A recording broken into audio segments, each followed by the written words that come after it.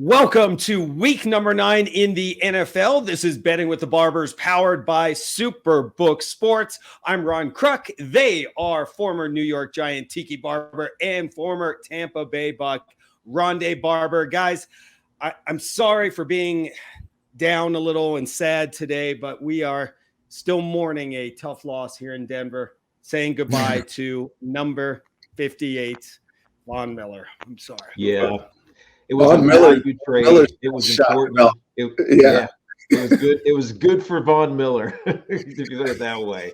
Even though it's bad that he's leaving his what was forever home. I never thought he would be gone. It was actually surprising that it came to this, but with the new contract due sometime soon, it wasn't right for the Denver Broncos. So adieu, Von.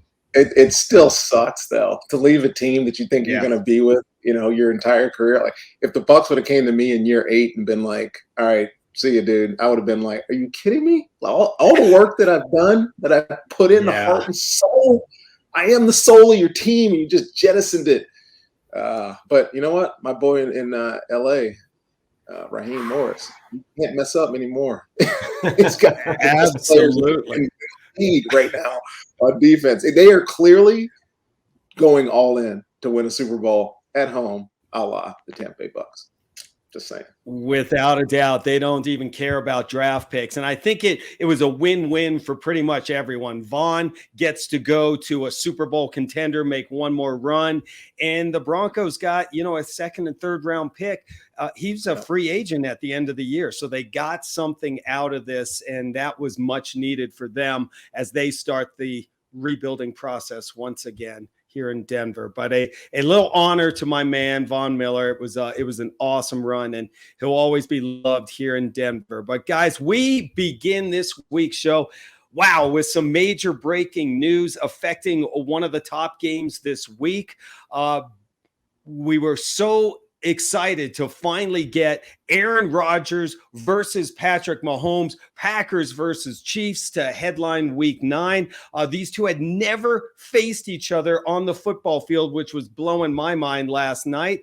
And that will not happen this Sunday, as the news just broke as of this recording that Aaron Rodgers has tested positive for COVID and is out this Sunday. Guys, this story is going to continue to evolve throughout the week. But the news coming out that Rodgers has not been vaccinated, and the NFL flat out has a long list of activities that unvaccinated players cannot do, including gatherings at bars and concerts and house parties. And a video of Rodgers dressed as John Wick at a Halloween party has gone viral. So we could see some fines coming to Rodgers, maybe even a suspension.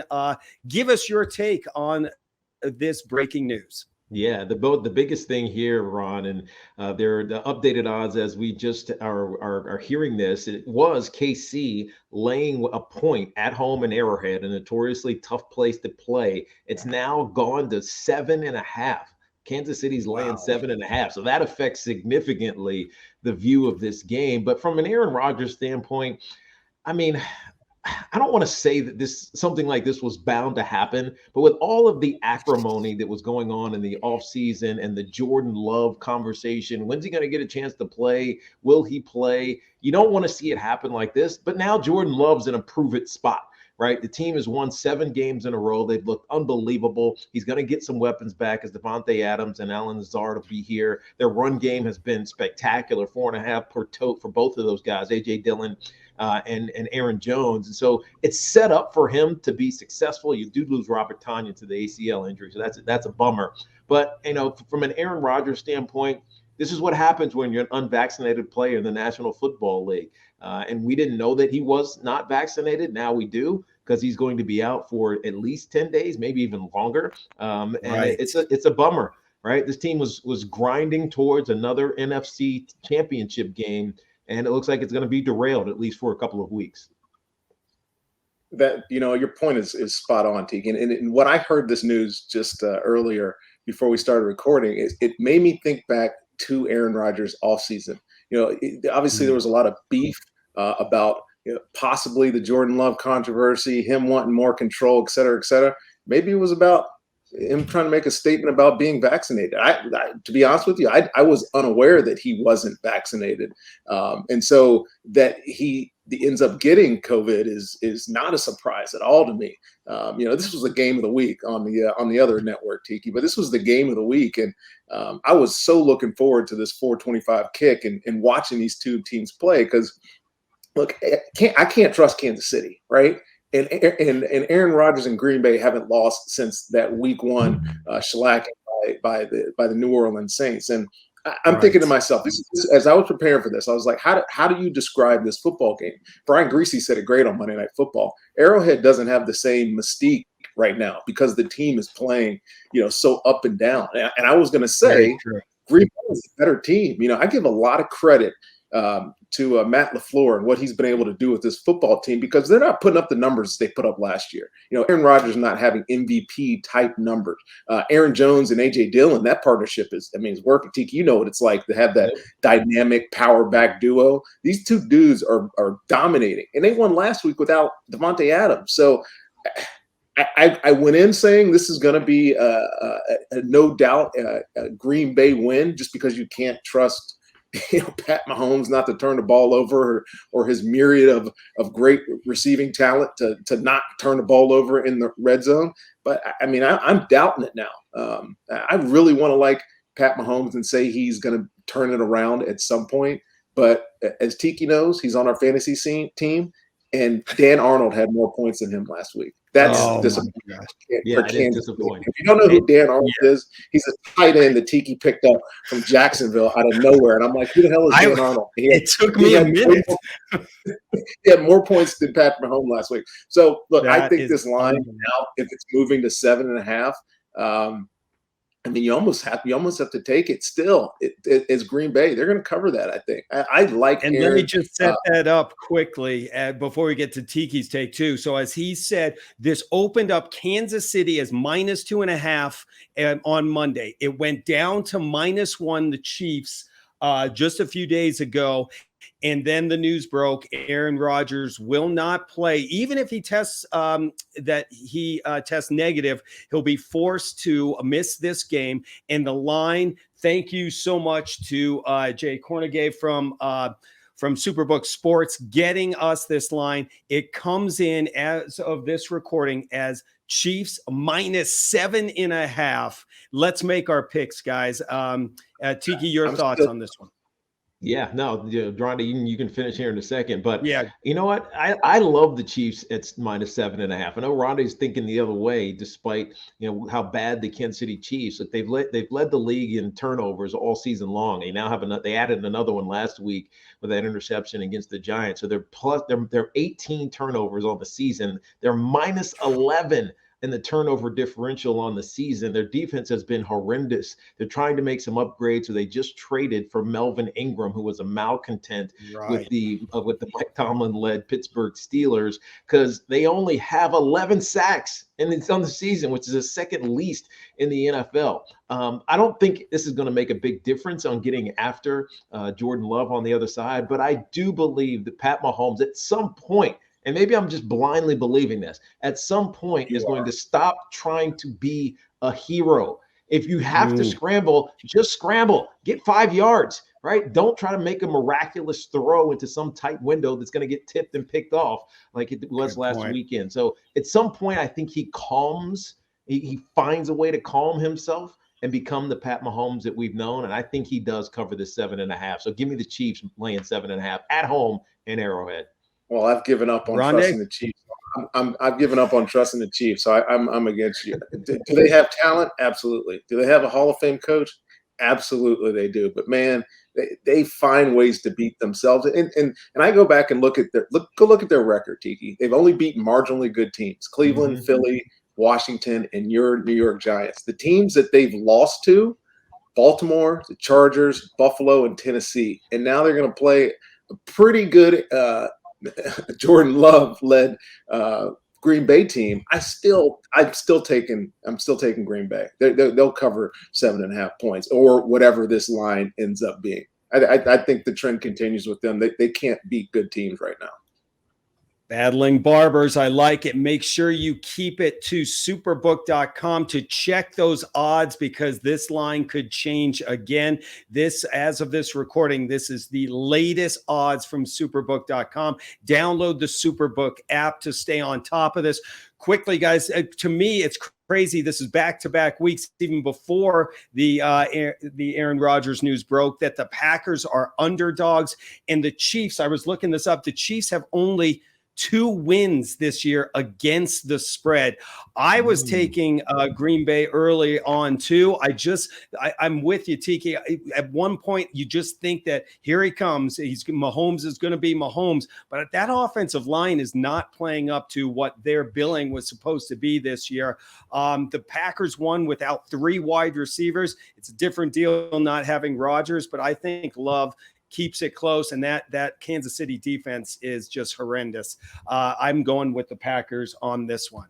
All right, so let's move on now to game number 2. This one should be fun as the Tennessee Titans come in with a 6-2 record, and they travel to LA to face the 7-1 Rams. The Titans are coming off an outright win as an underdog in Indy and will begin life, though, without running back Travis Henry, who is likely out for the season with the injured foot. On the flip side, man, the Rams dominated, guys. The Texans for 3 quarters last week before taking the 4th quarter off and allowing Houston to score 22 points in that 4th quarter. And depending on what number you had, if you were laying 16.5, that was a real bad beat last week. The odds coming into this game, Rams open -6.5. They are currently -7.5. The over-under is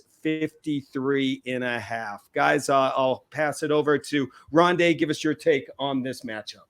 Well, this is a big spread against a team that's on a 4-game ride, right? They've beaten some pretty good teams, Buffalo, Kansas City, the overtime win in Indy.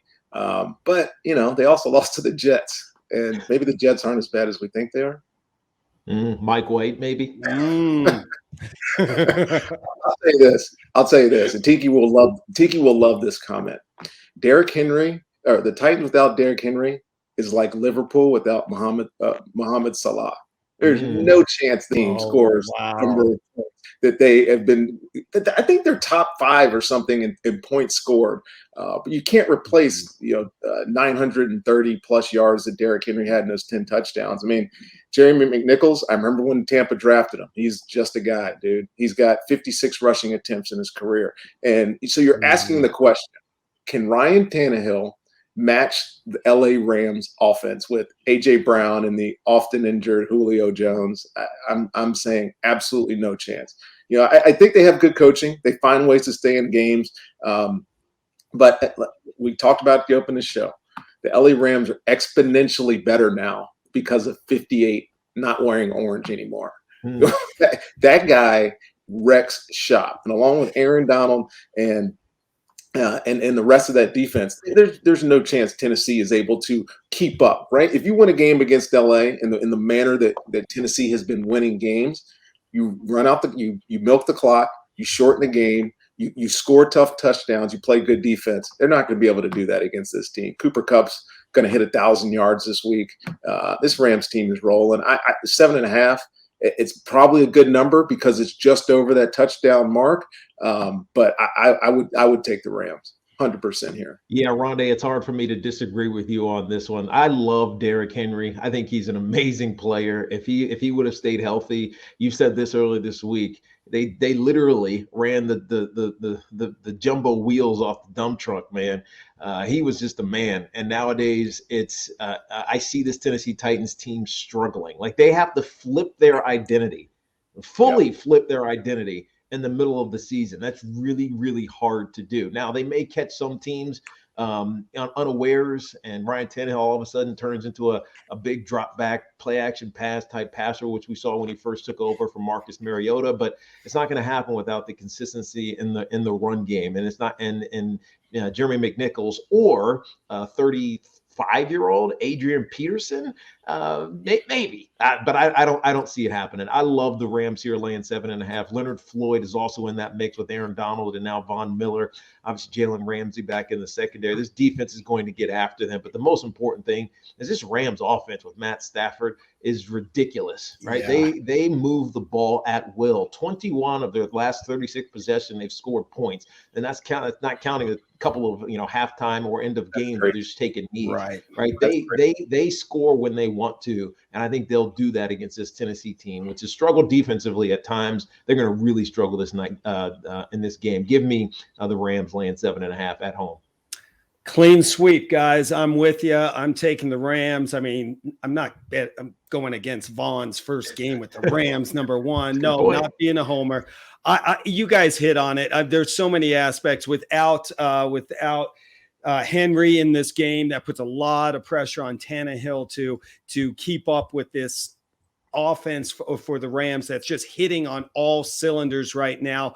I think this is going to be a high scoring game, but I like the Rams to cover. The Rams have been favored by 7.5 points or more 5 times this season, and they have covered the spread in only 2 of them. But last week was one where they just let the backdoor cover come in. I'm going with the Rams. Quick update from superbook.com. Super Bowl odds, guys, coming in from our producer Mike Rigg. The Bills 9-2, the Bucks 6-1, and the Rams sitting at 6-1, even with the addition of Von Miller. I like that. The Bills in particular, their defense is playing out of control, and Josh Allen has got to be climbing those ranks of the MVP odds as well. Agreed. Still Tom Brady. 4 more touchdowns, 375 yards. I don't even care about the interceptions. Still Tom Brady.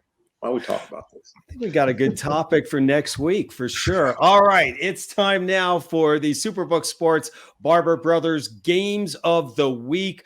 Remember, before you lock in your picks, stay on top of the latest lines at superbook.com and download the Superbook app. All right, game of the week. Tiki, what do you got for us? So I'm going to look at the Minnesota Vikings visiting the Baltimore Ravens. The Ravens are coming off of a bye week after that big loss that they had to the LA Chargers or to the Cincinnati Bengals, where we thought the Bengals were all of a sudden this great team, best team in the AFC now.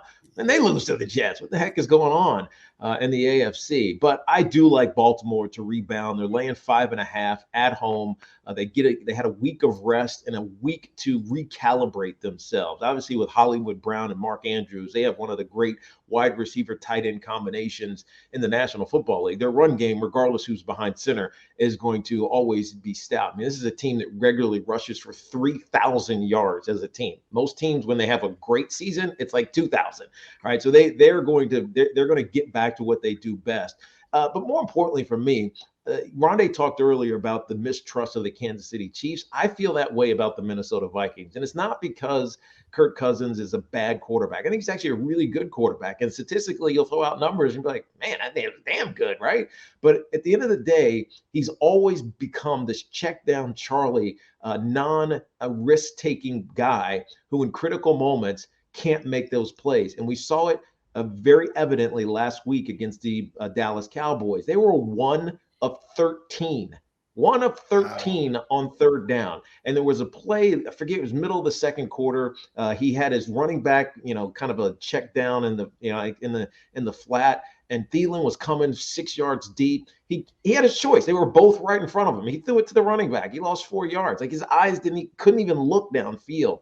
And so I think that's a situation that an aggressive Baltimore defense is going to take advantage of with Kirk Cousins. I think they cover 5.5 at home and get back on track.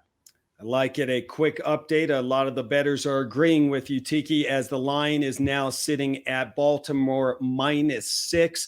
Odds to win the AFC North. Baltimore still the favorite at -125. Cincinnati, Rondé's Bengals took a shot last week, but have been on fire. Sorry, Rondé. 7-2 odds, and Cleveland and Pittsburgh are at both plus 575. All right, there was Tiki's game of the week. Rondé, what's your game of the week? I promise you it's not going to be Cincinnati because after watching Mike White and Michael Carter carve up the Bengals. Crazy. I can't trust the NFL. I text Tiki on Sunday night and said, dude, I cannot trust the NFL. You know what it is, though? It's good, though, because, it's a true meritocratic NFL. You're going to have to prove it. You're going to have to earn it to win. Which is true. Game of the week. Tiki, you'll appreciate this, too. I really wanted to talk about the number 9 Wake Forest Demon Deacons. Nice. 2.5 dogs on the road at Carolina. That makes no sense. No sense at all. What? Like, who does this? But my game is you're going deep. Yeah, exactly. My game's a good one. It's the Patriots and the Panthers, and the Patriots might be better than we give them credit for, and Carolina is technically still in the race, despite having a 4-game losing streak prior to beating Atlanta last week. I don't know that New England's going to be able to catch Buffalo. I think, as we've mentioned many times on this show, and I'm sure everybody agrees, Buffalo's the class of the AFC right now, especially with Kansas City struggling. But they can win ugly games. They can win with an average offense. They can maintain possession. I don't think they're really going to find ways to beat you down the field. They don't stretch the field, right? They are very methodical in their approach. And this Carolina team that it started off so hot, especially on defense, has really kind of taken a back seat, because their quarterback has struggled so much. I mean, I hate to say it, but Carolina's chances hinge on Sam Darnold, who's out with a concussion possibly this week, playing. He had 3 picks against Philly a couple of 3-4 weeks ago. Mm-hmm. I don't know what happened to him after that. It's like he never recovered. Now he's got a concussion, and if PJ Walker has to play, PJ Walker of XFL fame, who played for Matt Rule at Temple, if he has to play, it adds a dynamic to the game. Yes, he can run, but this dude is 3 of 15 in passing so far this year. There is no way he has a chance to beat this New England team that's riding right now. They still have some talent on defense. I think they'll give New England a game. But if this is 3.5 Patriots on the road, I would take the Patriots. They find a way to win this football game, even in Carolina. I mean, I've been to Carolina games. I used to do games in Carolina. If Carolina's not in it by halftime, the stadium's empty. So and Patriots are going to have no problem winning on the road, especially after doing what they did last week, which was making me look like a fool going to Los Angeles Chargers and winning there. So I told you. Didn't I tell you? I told you about the New England Patriots, and I told you to take the Patriots on the money line as well. Look what happened. He did, man. I got to give Tiki credit. Rondé, I was with you. I liked, especially after the bye week, for the Chargers to really come back and the long trip for New England. But that New England defense is playing a lot better. Right. I like them against Carolina as well. But history doesn't lie. They're now 10-2, and against teams coming off the bye week. 10-2. Not their bye week. Other teams' bye weeks. They beat them. I'm just telling you. That makes no sense. The only intriguing thing here is Stephon Gilmore getting to play against that's a good point. his old team. It's not gonna matter, but he does. I knew Tiki was gonna get that pick in this week. I mean, and well deserved, man. You picked New England last week and it came through. So, all right, guys, great stuff with the game of the week. And now back by popular demand, it is. Wish we had a drum roll. It's Bob, better known as Bucket O Bets. Bucket O Bets. Man, when you thought it was gone, it's right back here in popular demand. 3 bets, random bets picked by our producer Mike Rigg, and I'm just going to go in. I'm going to pull them out, guys, and we're going to get your take on some of these that he has picked out. Here we go with number 1. I got to make sure you see this. The New York Jets, Thursday night football action, getting 10 at Indianapolis. Let's rapid fire these guys. Your thoughts, going with Tiki first. He can't wait. Give me the Jets getting 10 points. Mike White plays a very conservative offensive system. It's what Mike LaFleur, we talked Matt earlier, Mike LaFleur has realized. He was trying to get Zach Wilson to throw the ball downfield on these 18-yard digs and comebacks and all this crazy stuff. With Mike White, it was get the ball out of your hands. A running back or a check down tight end is your best friend when you need to get some positive yardage. So I like them, especially because Indianapolis with Carson Wentz have not been playing great. He's not statistically bad, Carson Wentz, but when you watch them, there's something that's always short-circuiting with this offense. I like the Jets getting 10 points here. I'll take 10.5. I actually, because I had to know, went back and watched this game last night, the coach's copy.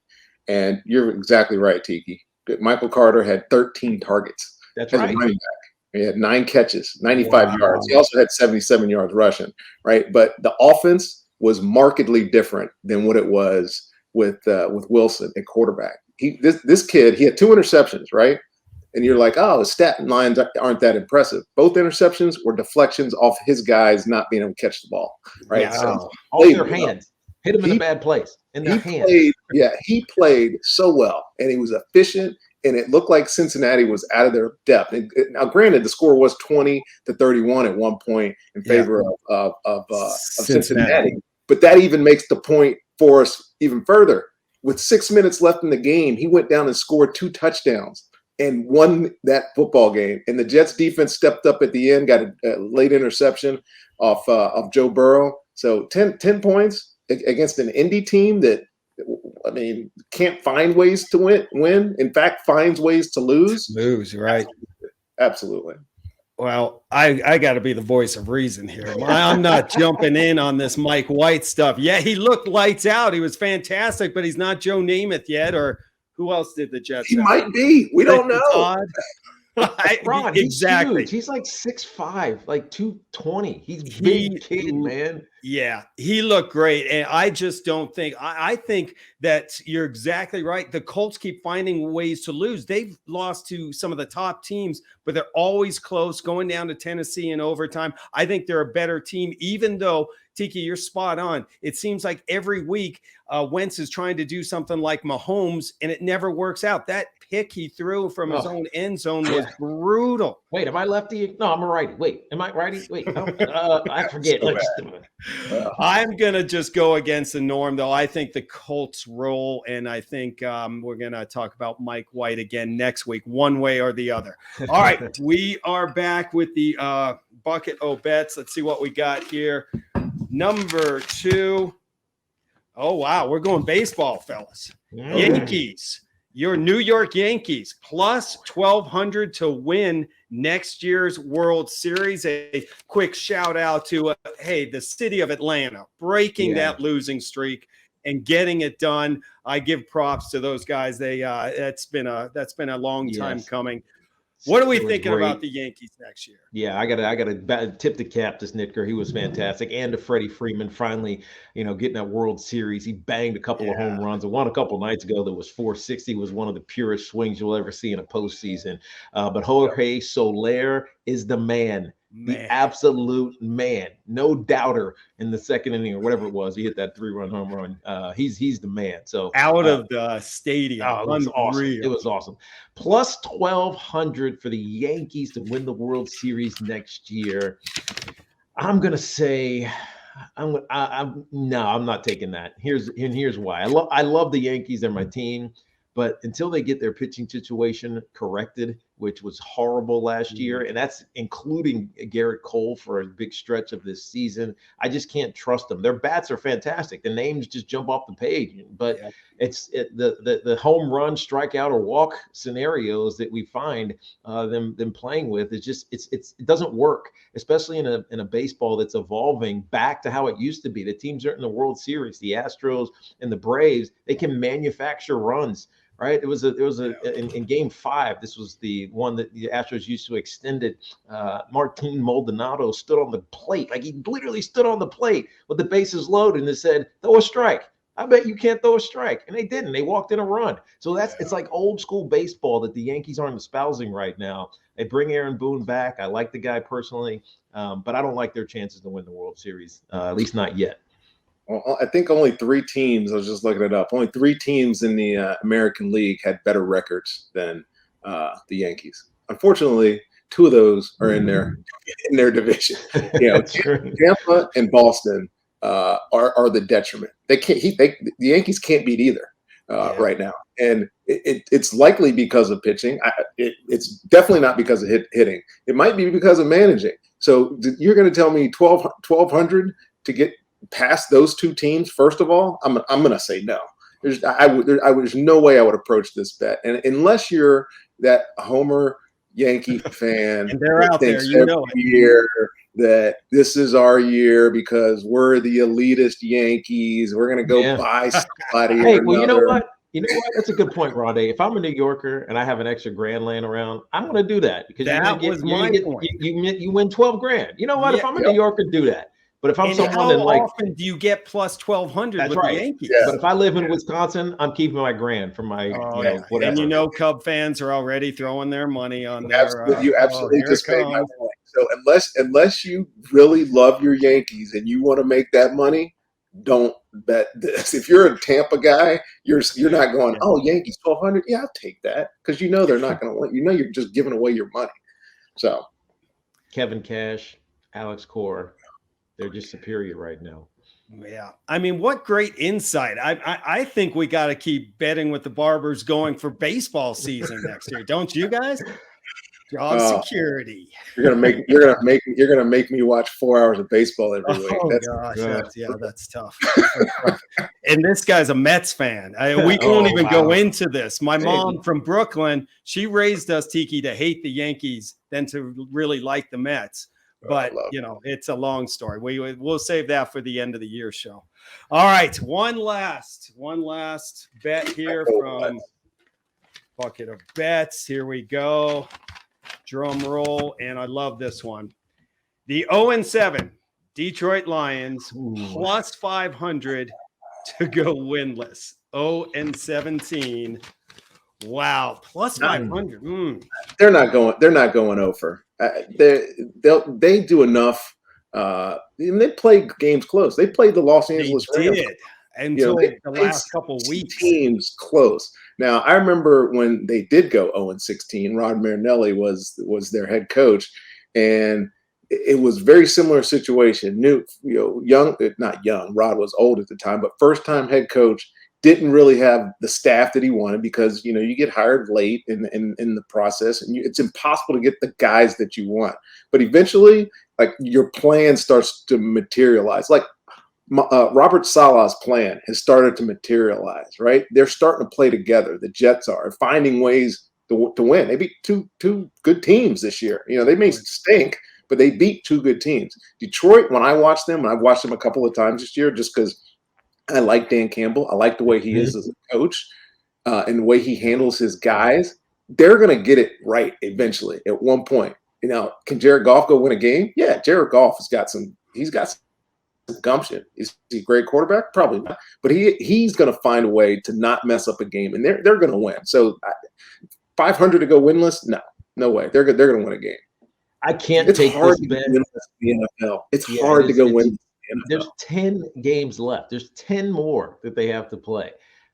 So, I mean, and Dan Campbell's my dude, man. He's awesome. He played with him. He blocked for me. Some of my 10,000 yards are on his back and his legs. So I can't take this bet. But I also see them playing hard every week. Now, every now and then they do get blown out because Jared Goff, as Rondé mentioned, it's a good quarterback, but he's uninspiring. I don't think David Blow is going to do anything for them. They're backup, but I wouldn't be surprised if at some point Jared Goff goes and takes a seat, and just for whatever difference, making a difference, rallying, exactly right, whatever it may be, the Hawthorne effect. You know what I mean? Get David to get the backup in. We might see that happen, but I don't think they're going to go winless. So I would not take that bet. They have a pretty tough schedule. I was just looking at it. They still got Pittsburgh. They got Arizona, in Seattle, Green Bay. but I like the Thanksgiving Day special. They have the Bears at home. Oh, nice. And I think that's where it all comes to an end. So I'm with you. I'm not taking that bet. And you feel for the Lions. I mean, you guys have those connections with Campbell and that team. I think they're going to get at least one win, maybe two. Maybe we have to see what the odds of getting 2 wins are. Well, let's not push it now. Okay, all right. That one I might take. All right, guys. That was awesome. As we're wrapping up this week's show, we want to remind all our viewers and listeners to enter into the Superbook contest that gives you a chance to hang out with the Barber brothers in Las Vegas on Super Bowl weekend. One lucky winner will be picked. And if you want to get your name included, just send in a question for the guys all week long via Twitter. It's just that simple. Hit us up at the handle at Superbook Sports, at Rondé Barber, at Tiki Barber, and at R Cruck, and you're in. This week, great question coming in from, well, we wouldn't have to travel him, so this one guy is the leader in the clubhouse right away, at Vegas Jake Jack. Here's his question, guys. He asks, is Daniel Jones the answer at quarterback for the New York Giants, or will they invest in a high draft pick at quarterback? Well, I can't answer the first one, but I can say the second one, they absolutely will not do. They will not invest in another quarterback with a high draft pick for a couple of reasons. One, this year's draft class is not that great. There's a lot of question marks around Malik Willis from Liberty. Absent that, you're thinking about, I don't know, maybe Desmond Ridder from Cincinnati. Like the names just aren't going to pop off the page as this guy is a guaranteed star on the next level. And with that said, the Giants aren't ready for that yet. They still need to reestablish their offensive line, and more importantly, stay healthy. Figure out like the culture that's there. I think Daniel Jones has done enough to prove that he's the guy for right now. And that for right now, I mean, this year and next year, and maybe even the year after that, if they have to put him on the franchise tag. So they'll take their time with this decision because he's shown just enough, and he's good when he's protected. I think Daniel Jones is a good player. Is he top 10 quarterback eventually? Probably not. I can't remember. Somebody made that comment at some point, and I just don't see him being that kind of player. But that being said, Gettleman knows that if Daniel Jones doesn't work out, Dave Gettleman's gone. So if he doesn't work out next year, like if you're trying to replace the quarterback that you drafted 4 years after you've drafted him, anointed him, put great talent around him, and you're basically saying that I am no longer good at this job. And I don't think that the Giants are going to do that. Plus, Daniel Jones shows me enough. He shows me enough as a runner, shows me enough as a competitor. That game the other night, he needed to get a first down. He just ducked his head and went right through somebody. Like, what quarterbacks do that? Like you can feel that he cares about his Giants winning. They're just not good enough. They're just plain and simple not good enough. They have to get so much better around him, and then maybe we'll be saying, hey, Daniel Jones, he struggled a couple of years, but talent around him, he's turned into a better player. I think he is. I think he is the guy. And to Tiki's point, it is impossible to find great quarterbacks. Like, so trying to find good ones is even harder, right? Like great ones are once every 15, years, Absolutely. Average ones, good luck with that as well. So he's good enough for this team. Look what the Chiefs did without Patrick Mahomes. Mm-hmm. Not much. Yes. Well, guys, great insight as always. Thank you to at Vegas Jake Jack for the question, a very good question as well. As we wrap up this episode of Betting with the Barbers, guys, since we didn't hit on it at the top of the show, just quickly, we mentioned, once again, the NFL tricks us. We thought we knew who the top teams were, and then suddenly, these underdogs are coming through. 10 underdogs covered the spread last week. 8 of them won outright, kind of continuing the trend that we've talked from day one. There have been 48 outright underdog victories through 8 weeks. So if you like a dog, it's worth jumping on the money line to get them. It absolutely you're right, Ron. Like, I was wrong about the Giants on the money line. I was right about the Pats on the money line, but the Giants covered by a lot, right? It was 10, right? They lost by a field goal. So here's what's happening. I think the NFL has preached parity for so many years, right? On any given Sunday, remember that cliche that you've heard over and over again? Well, when you throw parity with a heavy dose of unsettling or hero football, or I don't know, just mediocre performances on a week in and week out basis, you get underdogs winning. And I don't want to say that the sharps are bad at their jobs, but because I don't think that's the case at all. But I do think that it is one of the most unpredictable years in betting in a really, really long time. Agree. I totally agree. And the one bet I did get right last week was Dallas, Cooper Rush. You said without Dak, I said didn't matter. Covered again. It's one of those years. I said it a couple of minutes ago.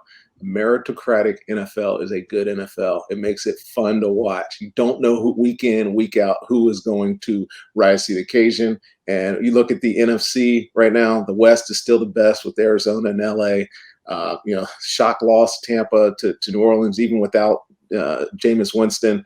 I can't wait to see how this season progresses, because we just don't know. You start looking at numbers at this point in the year. You're halfway through, or whatever we are through. Yeah. So the trends start speaking to you, and they're all lying to you. Just remember that. Oh, that's got to go out with that comment. True. So well done. 4 teams get the weekend off: Seattle, Tampa Bay, Washington, and the 0-7 Detroit Lions, who, according to superbook.com, are currently getting plus 10.5 against the always tough bye week. Where's my rim shot? Come on. Oh, nice. Oh, maybe we go out on that one. Nailed it, Ron. Guys, thank you so much. Enjoy the games and as we gear up for week number 9. All right, bad dad joke. Cheers, guys. Such a dad joke. Oh, man. Make sure to sign up at superbook.com. Download the Superbook app for the latest odds, and follow Superbook on social media at Superbook Sports. Betting with the Barbers airs on Twitter, Facebook, and YouTube. And make sure you follow us on social media throughout the week for clips of the show and our picks. You can also check out the podcast version on Apple and Spotify too. For Rondé and Tiki Barber, I'm Ron Kruk. Enjoy the games. We'll talk to you next week for Betting with the Barbers.